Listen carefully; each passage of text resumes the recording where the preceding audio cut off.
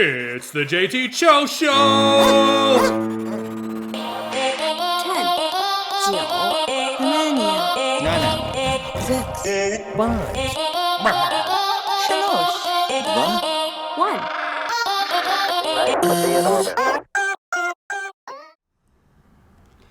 1. Welcome back to the JT Show. I'm your host, JT, and today is January 9th, 2020, and this is the second podcast of the year. I know I've said previously that I wanted to do 2 podcasts every week, but with my current schedule right now, it's pretty tough. I'm kind of getting over like a little bit of a cold.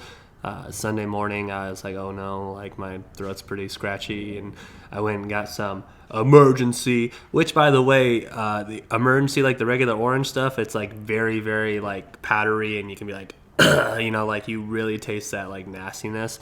But I got this new flavor that I've never had before. It's not like I'm buying emergency like all the time, but I went down to my local Kroger and I found pineapple coconut, and it's not that bad. If you like pineapple coconut and you like and you hate like the original like taste of emergency, that's something that you should definitely look at.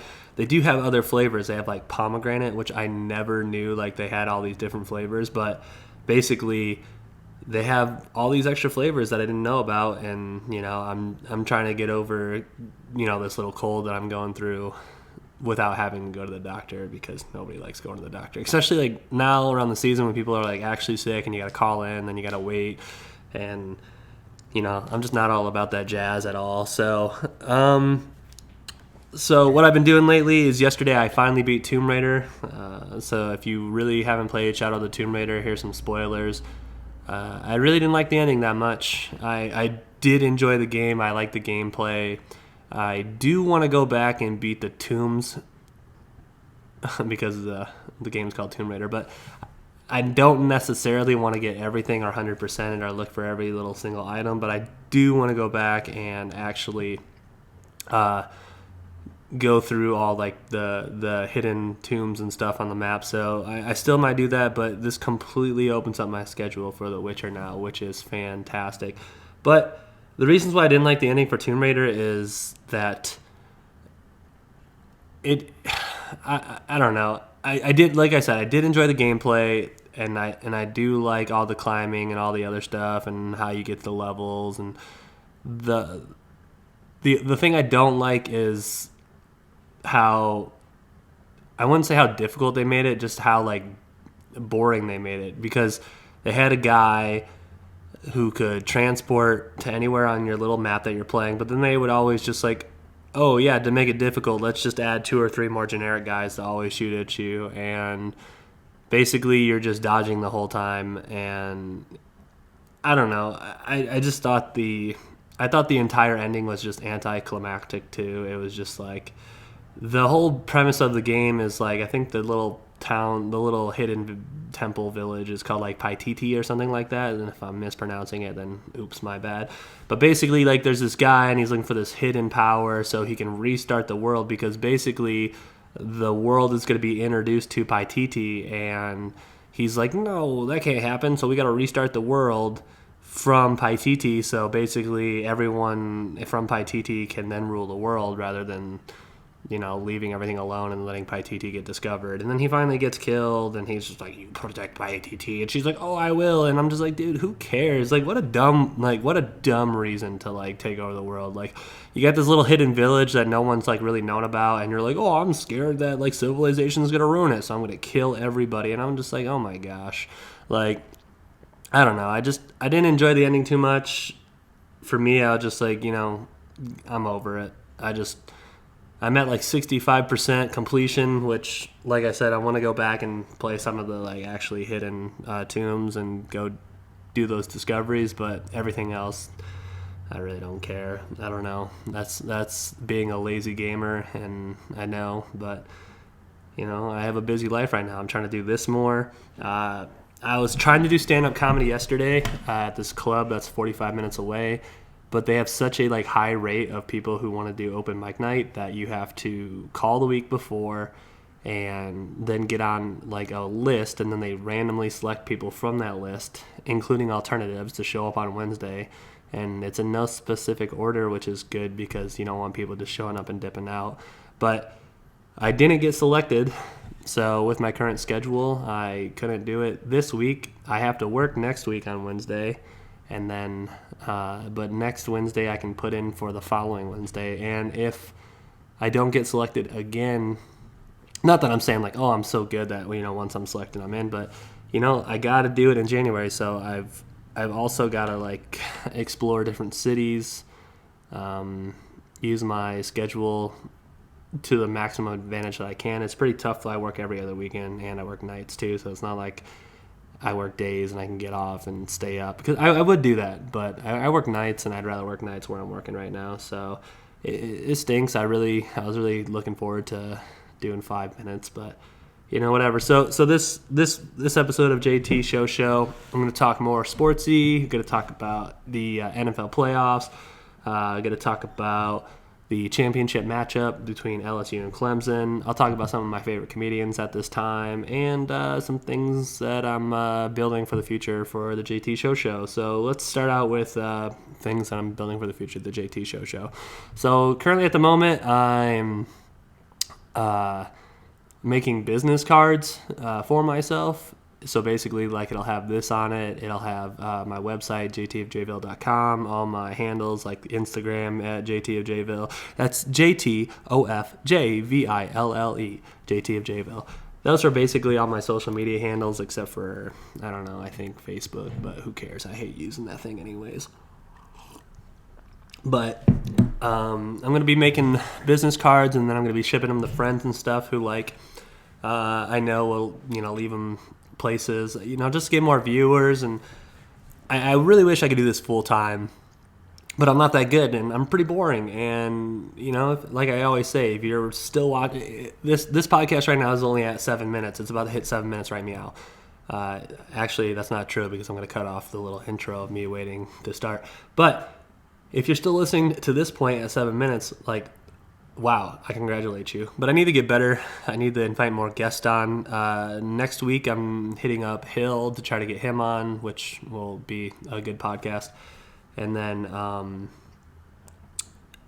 going to start talking to, like, old acquaintances. I have one friend who I went to community college with, and he breeds snakes. So what I want to do is like a podcast, but it's going to be more like hopefully I can be like, hey man, let's pick up some snakes and you can explain about these snakes and what you do and all that other jazz. And I think that'd be pretty neat for sure. Once I do get the viewer amount that I think would be appropriate for shirts, which is probably in the thousands, that's a long ways away from here. But I do want to make shirts eventually, even if this never takes off, because I told myself I want to do 100 episodes. That's my goal.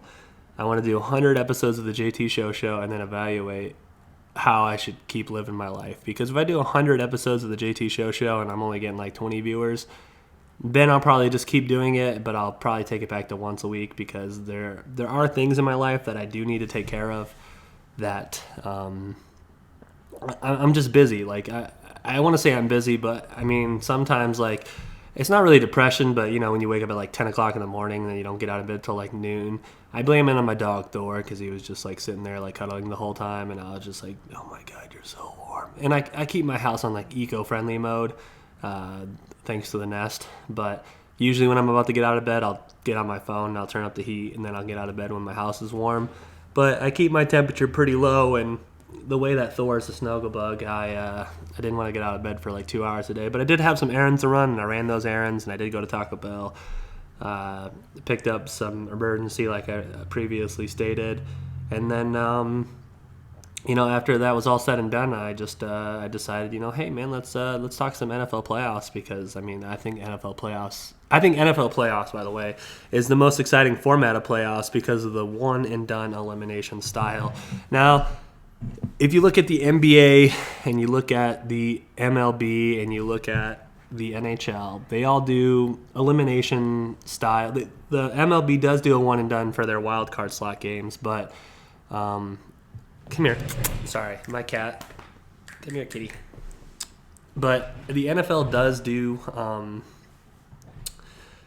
the MLB does do a one-and-done style for the intro games, and I do agree that series for the MLB is the best way to go because you do have a starting rotation, and you want to see how your pitchers are doing, like your best starting 5 pitchers, which sometimes in the playoffs is you're starting 4 because you're dropping your 5th, who's your not your 5th technically in rotation, but you usually drop your 5th pitcher to pitch with your best 4, and then you utilize that pitcher to come in certain game situations or help out another pitcher who might be struggling. So I do agree with that format in basketball. Like, you can't judge everything on one single game. It's good to have a series. But I think because the NFL is so physical and so demanding on the athlete's body that one game is enough. Never go 2 of 3. I think that'd be like the worst possible thing to happen.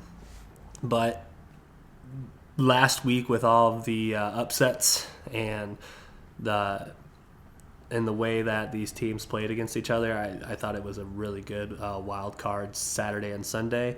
So let's jump right into it. We'll start with Saturday's games, and then we'll go to Sunday's games, and then we'll keep moving on from there. So on Saturday, the first game's at 4:35 Eastern Time. So if you have a Pacific time, Mountain Time, just adjust it yourselves. I'm not going to do it for you. But that's 4:35 Eastern Time, 3:35 Central Time, 2:35 Mountain Time, 1:35 Pacific Time. But that's on Saturday. That's Vikings versus San Francisco. Now, San Francisco has been a powerhouse. A lot of early haters. A lot of people mocking their schedule for the first 8 games of the season. They've beaten my Packers. They've got a very, very good complete team. They're one of those teams that I personally don't want to see win a Super Bowl because I'd rather see the Packers win the Super Bowl. But if I had to pick any other team to win the Super Bowl besides besides Green Bay, I'd have to pick the Houston Texans, and here's why. I would rather have the Texans win the Super Bowl so then they can say that a Texas team other than the Cowboys has won a Super Bowl in the last 20 years, and I just think that'd be the funniest thing ever. And by the way, congrats to Mike McCarthy. I watched your little 5-minute segment on like the NFL Network about how you studied all your offenses and then you spent the night at Jerry Jones's house and had a sleepover and you probably stayed up past curfew and then you got hired. But congrats, I think the Cowboys will go to the playoffs next year. Mike McCarthy is tied for the second most wins by a head coach in the last 10 years, I think. The only other coach to have more, he has twice as many. Bill Belichick has 20 wins, and Mike McCarthy is tied at second for 10. So he's got half as many as the greatest coach in the world. Sorry, the cat was snagging on my clothes a little bit, so I dropped him down. But let's get back on topic. The Vikings, though, are a huge underdog, and nobody thought they were going to beat nobody thought they were going to beat New Orleans. Nobody, but Zimmerman or Mike Zimmer, whatever his name is, he guaranteed it. He said nobody believes him that it's going to happen, and it happened. I didn't believe that was going to happen, and it happened. And the Saints blew it again against the Vikings, and this time it wasn't like, oh, the referees blew this one call. It was the Saints just didn't get it done on offense. Like the Vikings did a very good job on defense, and they just never produced. And you got to produce when the game's on the line. They had ample opportunities in the second half to take the lead and score or tie it and all this other jazz, and they couldn't do it. They couldn't get it done. All in all, though, if I had to put money on it, San Francisco all the way, but I will put a little bit of cash on the underdog because the over-under is too high for that. Second game is going to be at 8:15 Eastern Time, Baltimore at Tennessee. Now, Tennessee did upset New England at New England, Ryan Tannehill's first win against Tom Brady at Gillette Stadium. But Baltimore is like the heavy slugger this year. They've got an offense that averaged 200 receiving and passing yards each game during the regular season. Lamar Jackson's a beast. They've got 3 Heisman winners on their starting offensive rotation. They're a good team. Harbaugh, but no, John Harbaugh, I think that's his name, he's been doing a really good job. And it's kind of like the Ravens went from how many years can Joe Flacco hang on for mediocrity to have mediocre seasons. Sometimes I can't pronounce words, so leave me alone. But they kind of went from this team that, they could get a wild card to the best team in the AFC in like one season. And it almost makes you think, man, they should have got rid of Joe Flacco a season sooner because, they could have built. Because, when you're a free agent, who do you want to play for? You want to play for Joe Flacco or you want to play for Lamar Jackson? I'd rather play for Lamar Jackson right now. So basically, that being said, I think Baltimore stomps Tennessee by probably more than 2 scores. So if you're betting the point spread, which I'm not looking at it right now, but I would bet that Tennessee doesn't cover the spread against Baltimore. Then we'll turn it over to Sunday, which is my favorite day for football. So Sunday at 3:05, you've got Kansas City at Houston. I don't think Houston gets it done at Arrowhead Stadium. You give Andy Reid 2 weeks to prepare for one opponent. I know that he didn't know that Houston was going to win the game, but he still had 2 weeks to prepare for one playoff game. So I think that with Andy Reid's coaching and Patrick Mahomes' athleticism, I think Kansas City just takes it home. I think they also beat Houston and beat the spread because Patrick Mahomes is one of the most he has an explosive offense, and I don't hate it completely, but I don't like how many poor tackles there are against Kansas City to where most teams, they'll dump it off to a guy at 5 yards and he'll maybe get 7 or 8. And, once in a while he'll break off and he'll get like 20. But Kansas City's offense is like, all right, let's dump the ball off 5 yards. Let's get the ball out of Patrick Mahomes' hands as fast as possible, which is crazy to say because like Patrick Mahomes is like such a great athlete. But you dump the ball off to one of these fast guys. Doesn't matter who you're passing it to, and they're so fast, they're just going to outrun the defense for like 80 yards. So,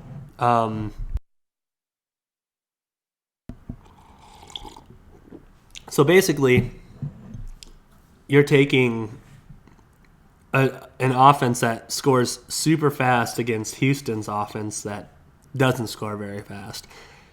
And the only way that Houston wins is if Patrick Mahomes has more than 2 turnovers and or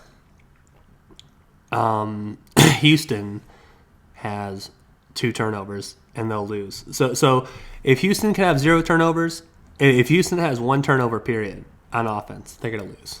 They have to be perfect against Kansas City. That's the only way they win. Their matchup against the Bills was a good game. Sorry that the Bills lost because I wanted to see more tables getting broken, and I saw Barstool Sports how they had every single table bought out of the Houston area so that people could smash them. I think that's hilarious. I wanted that to continue, but Houston won, so Houston, Kansas City. I think Kansas City stomps them out, and then the last game of the playoffs this week will be Seattle at Green Bay at Lambeau. And I will say this, I really wanted to go to this game, but, again, with my work schedule permits, I cannot take it off. And if somehow San Francisco loses to the Vikings and Green Bay wins and the Green Bay Packers are hosting the Minnesota Vikings, I will be going to that game in Lambeau. And if somebody buys me a ticket, I will go shirtless. I'll paint my body. I'll stay shirtless the whole games. I'll just wear a hat and gloves. But as a PR stunt, I will go shirtless for you. I'm just saying. For a free ticket to an NFC Championship game at Lambeau, which you don't know how many more of those you're going to get with Aaron Rodgers, I will go shirtless. So if there's a company out there that is listening, I doubt that there is, but if there is, and Green Bay does win and San Francisco does lose, I will go to Lambeau on your dime, shirtless, for your company. I'll even paint your logo across my chest. I don't care. But if I don't get sponsored, which is highly unlikely, I would go 100%. Me and my friend had me and Cut had this, like, not really a bet, but kind of just like a promise that said, hey, whoever, if Green Bay and New England go to the Super Bowl, we're going to go. But New England got knocked out in the first round. But yeah, that happened. New England got knocked out in the first round. Nobody saw it coming. except for Tennessee. But back to the back to the Packers, Seahawks. I'm a little worried. Marshawn's been warming up. Marshawn's beat Green Bay in Green Bay tons of times. Russell Wilson is probably one of the best quarterbacks to have the ball when the team's down by more than 14 points. He's very good at driving the ball. And DJ Metcalf, by the way, if you saw the play that really sealed the deal where it was, I think, third down or second down, and they needed a first down, which was roughly, I think, just under, it was either 11 yards, 10 yards, or who cares? I don't know. But they needed a first down. So a first down, if you don't know what a first down is, basically you have 3 attempts in a row on offense to get 10 yards. And if you don't get 10 yards, then you have to punt the ball, or you can go for it on fourth down and try to get those 10 yards. And there's a bunch of rules in between here and there that you can get flags, penalties, yada, yada, yada. But if you're on the 15 and you need to get to the 25 in 3 downs without any penalties, you need to get 10 yards. And then if you get those 10 yards, then you reset, and then you continue the football game. And if you didn't know any of that, then you're probably not even listening to this podcast because I'm talking NFL playoffs. But he bombed it downfield to Metcalf because he knew one of the only options they had was to use one of their best receivers, their fastest receivers, their like ripped out to the core receivers. They knew that they needed to just gun it to this young kid, and he was so wide open. I could not believe. I could not believe the pass. I could not believe how easily he caught it, and that's what sealed the deal for Seattle. So Green Bay's going to have a really tough time checking him, but I think that the pressure that our linebackers bring will be good. We just can't over-pursue Russell Wilson because he can scramble. He is very good. He is very elusive. So on defense, we need to make sure that we're keeping everything in front, but at the same time not over-pursuing so we can lock down. So I wanted to see a lot of spies because they're probably going to try to throw a lot of crossing routes. But I think the Smith brothers can apply enough pressure to really force them to throw to win the game. But beast mode, I'm worried. I have a beast mode Raiders jersey. I bought it when he went to the Raiders because, I mean, it's a dope jersey, and I wear it during my hot wing eating contest and stuff like that. But I will not be wearing that at all ever. I will not wear that jersey ever again if Green Bay loses to Seattle. And it's solely Marshawn Lynch's responsibility. Not responsibility, that's the wrong word for it.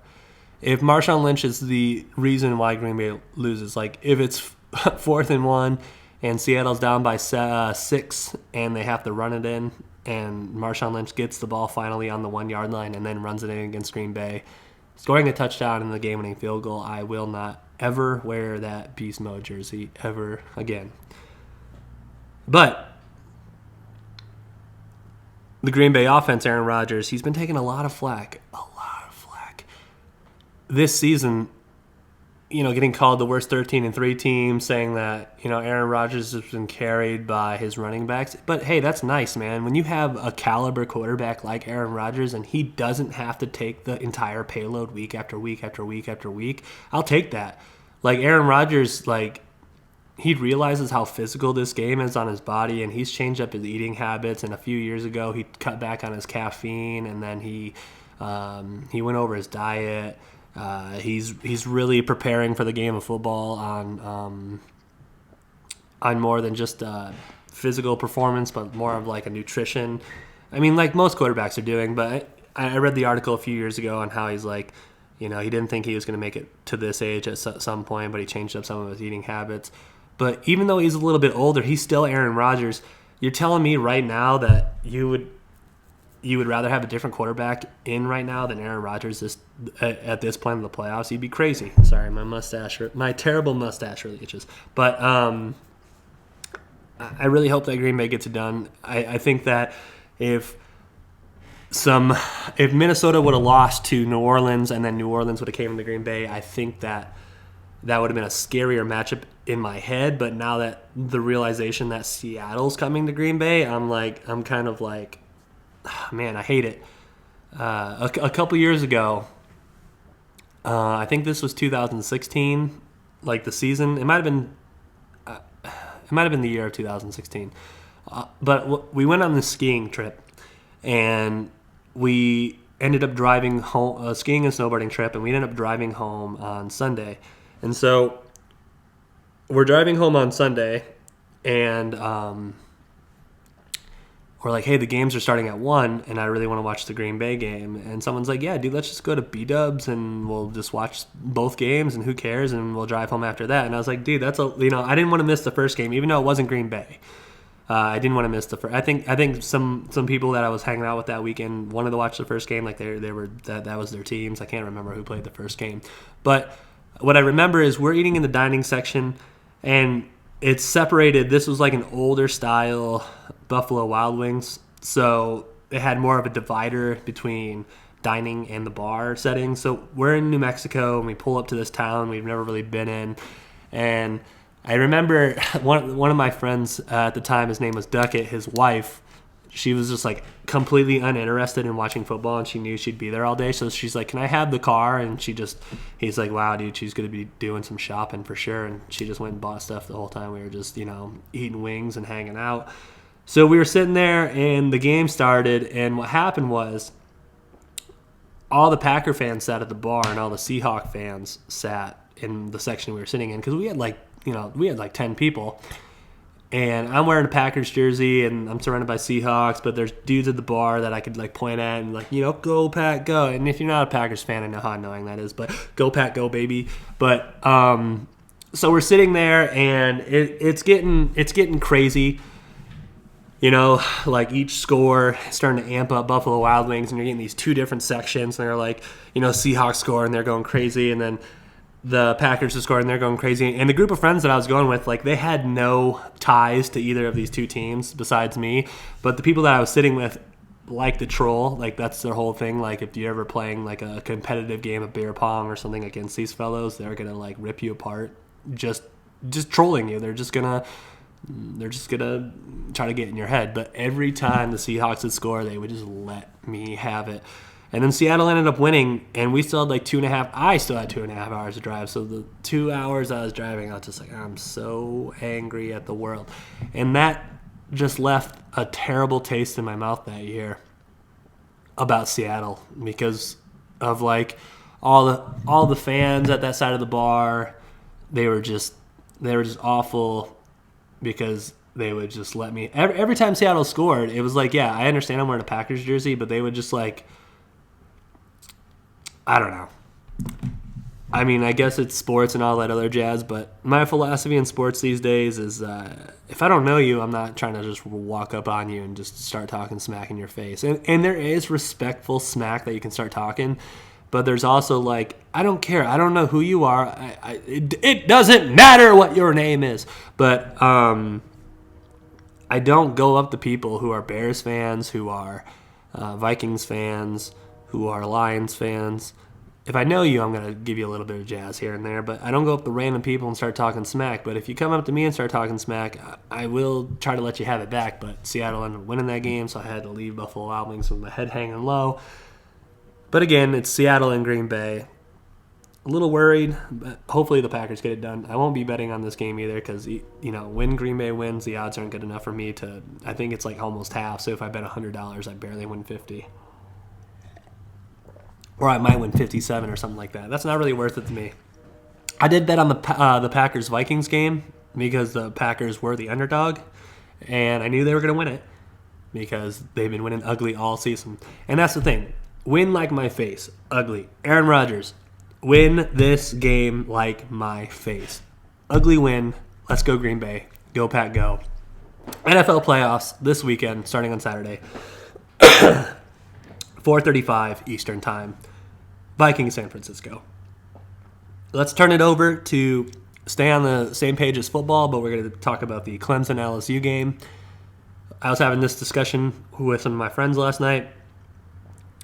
Clemson has Trevor Lawrence, who is the future. The future. He's the future of football. He's a future Hall of Famer. I think that Trevor Lawrence is the real deal. Burrow, on LSU side, is still very good, but Trevor Lawrence is the future. Baker Mayfield's in the NFL, and he's not the future. Lamar Jackson, he's part of the future, and so is Patrick Mahomes. Patrick Mahomes is also part of the future. But Trevor Lawrence is the future. And he is the better of the two quarterbacks. Burrow's having a fantastic season. He is a great quarterback. But Trevor Lawrence still is the defending. By the way, they had a weak schedule, okay? But he is the defending champion of the college football playoffs last year. So, come here, little girl. Sorry. But Joe Burrow still he's still a good quarterback. So it's not like that LSU doesn't have an offense. So if I had to pick right now, who's going to win that game, I'm going to go LSU. And the discussion that we had is, yes, Trevor Lawrence is the better quarterback, and someone's like, well, the better team always, they don't always win. Well, the better quarterback doesn't always win either. I think that LSU, with all of their top 10 wins this year, and the way that their teams played, and the way that their defense played, and the way that their coaches coached, and their fan bases, and how wild it's going to get, I think that Clemson will have a tough time on both sides of the ball against LSU. Now, I think Trevor Lawrence is going to have his glances where he does look like you can never touch him. Like, he's going to do whatever he wants when he marches down the field, but it's going to be, how is Clemson's defense going to respond when Clemson's offense doesn't score a touchdown? And LSU has a very good defense and a very good offense. So Clemson's defense is going to be the key matchup in the game on the 13th. It starts around 8 o'clock, I think. I haven't really looked at the time, but I think that LSU does win. I really don't know what the spread is, so I'm not going to bet on that or the over-under, because college football is one of those things where, like, it doesn't happen very often, but only when I bet on the over. But when you're betting on the over-under, this is the national championship game, so I want to say if you're going to bet on the over-under, I would bet on the over. But, I mean, who knows, man? It could just be some crazy lockdown game where, if I had to give a crazy lockdown score for a low-scoring game between these two teams, it would have to be 21-17. I think that's the lowest the score goes between these two teams. If I had to make like a more accurate prediction, or like if I had to say, like, some guy came in here, put a gun in my head and was like, give me a score, and your points have to be 10 or less away from what your points have to get, the points that you give me have to be 10 or less away from the actual points scored. I would have to go like 42-38 or something crazy like that. I think it's going to be a super high scoring game myself. I think that both offenses are so good that they're just going to be bombing the pass. They're going to be bombing the ball again and again and again and again. And overall, again, LSU. I think LSU upsets Clemson. I think Trevor Lawrence, though, does come back to the college football playoffs again his junior year, and then he leaves for the NFL after that. But all in all, LSU over Clemson. Let's bet on it. Now, some other things that I'm going to do I forgot to mention this earlier. I know I'm jumping all over the place, but again, a little under the weather, a little underprepared for this. I apologize. The last podcast I did, I sat down and did like a lot of, I sat down and did like more of a couple hours of not really research, but like a preparation. All right, dog. See you later, alligator. But this one, I knew I needed to put one out. I'm not going to put out malarkey, and I'm not going to really recite, like, can you believe that fan said this about Lizzo? I don't care about any of that, okay? If I cared about a topic, I would actually, like, talk about it, but I don't care about it. So I'd rather talk about things that interest me rather than, like, things that, make headlines, but jumping back to things that I'm doing, I'm also getting a new chair. Again, I'm not sponsored, so I can pretty much do whatever I want because I don't have any viewers. But I've been looking at gaming chairs for like the last week or so. So after tax season rolls around, I think I'm gonna get a gaming chair. I'm not really trying to spend top dollar. I'm not trying to spend like $500-$400 on a gaming chair. There's some pretty nice ones. I mean, this one right here, it's like an old Office Max chair, and it's pretty nice. It's getting older, and I'm gonna have to buy duct tape for it and duct tape these duct tape the cushions because it's starting to like fade away, and then you get these like, for instance, like you get these like little black specks like all over your. They're weird too. I don't really know, but it's getting older, and plus, I want to get like a really nice little gaming chair where you sit up straighter because I do play a lot of video games because I'm single. I'm single, ladies. But so definitely we'll be getting a gaming chair for sure though. Probably within the next like 2 to 3 weeks. Probably 3 weeks or less actually. I might jump the gun today. Nobody knows yet besides myself. But that's another thing that I'm doing for the JT Show. Some things that I would like to talk about though today besides sports are some of my favorite comedians and why. My number one favorite comedian of all time is Dave Chappelle. And here's why. So when I was younger growing up, I started watching Chappelle's show. That's the first really exposure that I had to Chappelle, and I did see bits and pieces of his early stand-up. But until it came on late at night, I didn't actually see his stand-up. But I saw the movie Half Baked, and I didn't really understand those references until I got to college. But that's a funny movie before you know everything, and then after you know everything. Like, you kind of like get some of the comedy, but then like when you get a little bit older and you get to that age and you understand like more of the world, like that's when some of that like those really funny like jokes that you want to get previously, that's when you like finally get them. But you know, he early on in his career he was great, and he had 2 really good seasons, and then he walked away, and then he was gone for a long time, and then I saw him in Detroit finally in I think 2015. But the way that Dave Chappelle just he tells his jokes, you can tell that he's educated, you can tell he's a smart guy. You know that he's so good at what he does because of the way that he does it. I think that his style of jokes are funny. I think that not backing down from all the criticism that people have in 2019 started to get with all these internet warriors. I think that that shows a lot of like he understands completely. And I think that the way that he handles himself on and off the mic, that's why he's the best of the best in the game right now. So Dave Chappelle, like, if I could ever, that would probably be like if I could ever open for Dave Chappelle for like 15 minutes, I would call that like I made it in a career. If I could open for Dave Chappelle for like 10, 15 minutes, like I think like wow, I finally made it. I wouldn't even have a special at that point because, who knows if I'll ever get a special. Probably won't, but I'm going to try. But what I'm saying is, at that point, if I had to choose between an hour special or opening for Dave Chappelle, I would probably pick Dave Chappelle now because, I mean, that'd be the dopest of dope. Another person that I really, really like is Bo Burnham. I think Bo...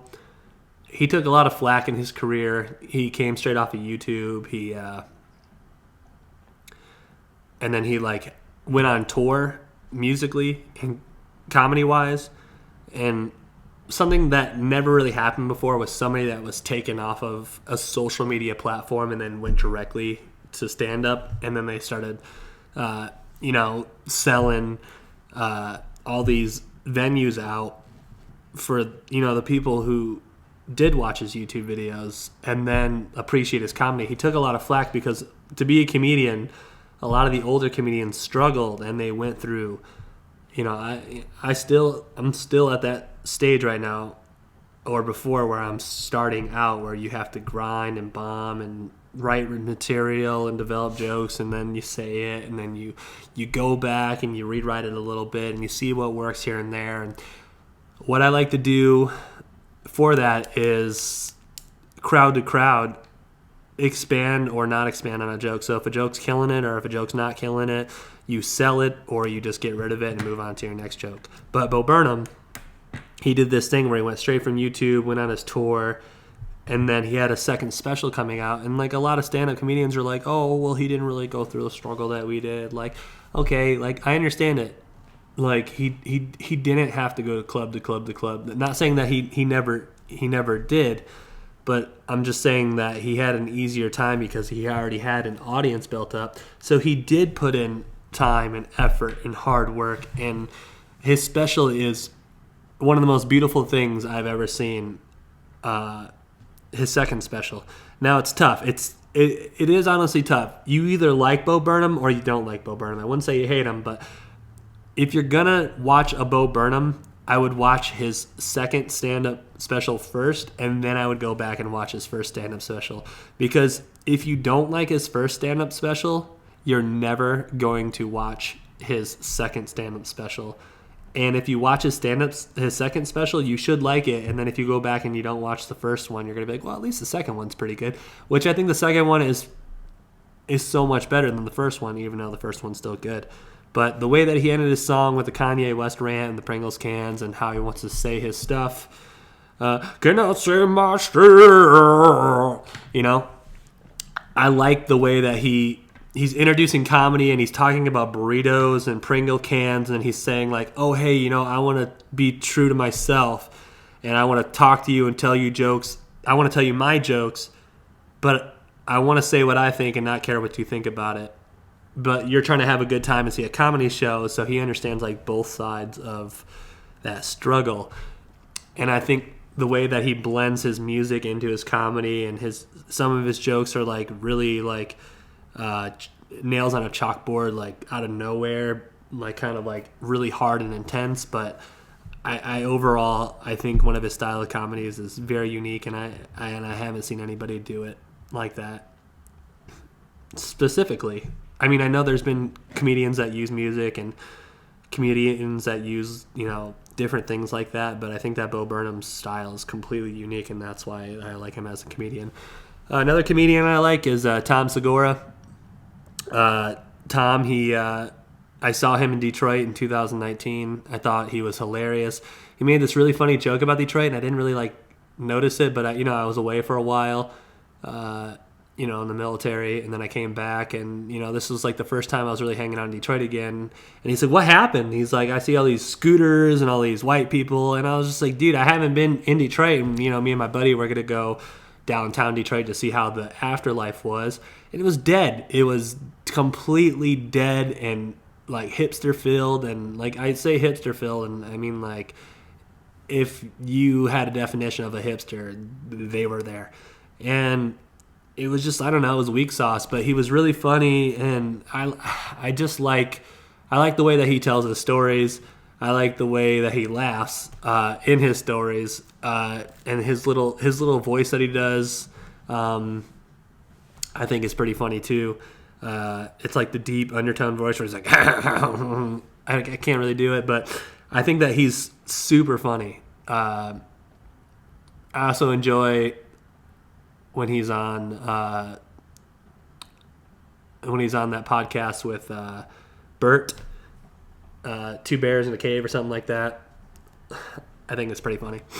But overall, Tom Segura, keep doing what you're doing. Can't wait to see some more dance-off videos on the internet. But he's one of my favorite comedians at the time. Joe Rogan. Now, Joe Rogan as a podcaster, he's like the guy that everybody wants to be like. Mine's kind of set up in the similar style as his, where I want to bring on more people because I think that talking to people is super interesting, and if I can help someone learn something, or if I can keep people engaged in different topics and have more variety to talk about than one specific format, I think that's awesome. And right now Joe Rogan's podcast is really funny and it's really doing good, and I'm really looking forward to this Robert Downey Jr. One that's coming out next week. I think he's talking about the Dr. Dolittle movie, so he's going to delay it until next week, but I'm super looking forward to that. I'll probably download that as soon as it comes out. I've been listening to podcasts and audiobooks going to and from work because I'm kind of like, I'm on an anti-music binge. Not that I hate music, but I haven't really wanted to go out and discover new music right now. I'm kind of like stuck in like, let's keep listening to my same music that I have been over and over and over. I have been getting into a little bit of funk though, but which is great to cook to, by the way. But all in all, his podcast is great. But him as a comedian, he brings so much energy to the stage. Some of his jokes are super duper funny. One of his earliest specials I saw on Comedy Central a long time ago, and I couldn't stop laughing. So Joe also, he's got this method of writing to where it works for him. He talks about it. He writes a lot. He puts it together on a couple different computer programs. And all in all, the way that he prepares for his specials, you really appreciate the form. And you really appreciate how he's doing it. And you really appreciate the jokes that come out because you know that all the effort that he's put out in his jokes. It's not just going on stage and under-preparing and killing it. He's put a lot of hard work into these jokes, and you can definitely tell that for sure. So right now, those are like my 4 favorite comedians right now at the time. I do like other comedians for sure. I like Delaney. I like see, this is why I like to prepare more, so I'm not saying so much, but I do like John Mulaney. I do like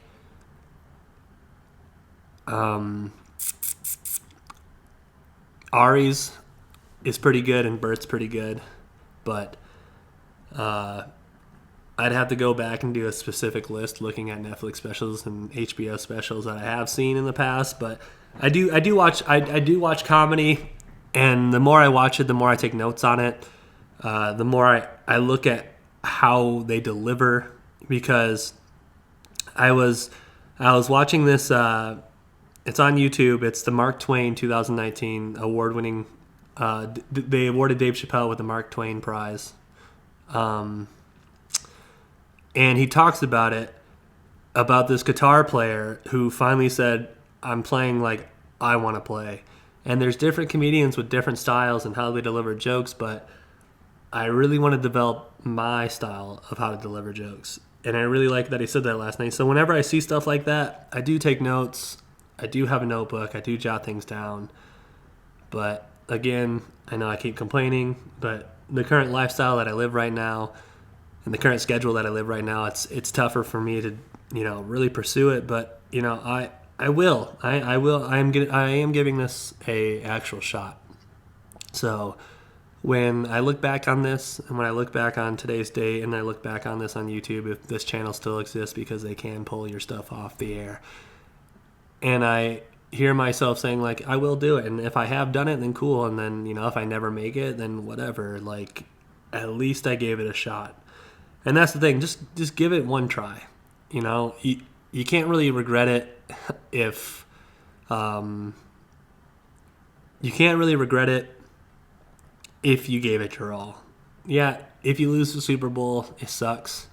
But if you gave your 100% effort and your team still lost, then it's got to be a little less sad, You know what I'm saying?